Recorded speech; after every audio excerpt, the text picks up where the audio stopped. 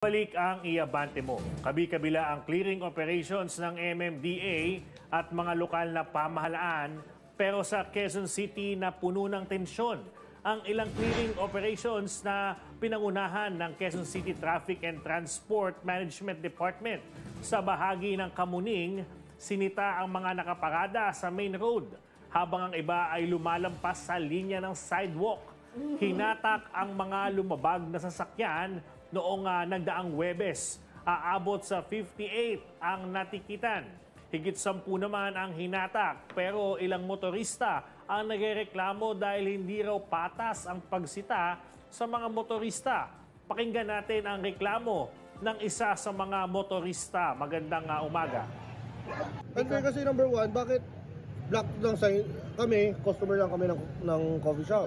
Doon sa bandang likod lang or doon lang, ang daming harang. Bakit dito pa sa main high road na makita mo yung highway? Sobrang maluwag, hindi walang taong dumadaan. So ano silbi ng sidewalk dito? Walang tao sa sidewalk. Walang naman naglalakad eh.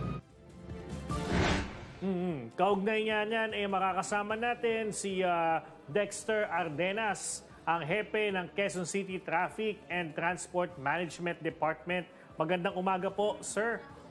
Yeah, good morning din po sa inyong lahat. Yes po. Sir, ito, linawin lang po natin, ano po ang guidelines o batayan sa paninikit o towing ng Quezon City Traffic pagdating sa parking sa mga sidewalk o tapat na mga establishmento, sir? Ang patakaran po natin, yung sidewalk dapat clear from obstructions, from katulad ng illegal parking. And kung may mga structures na dapat tanggalin, ay po yung ating inaalis po.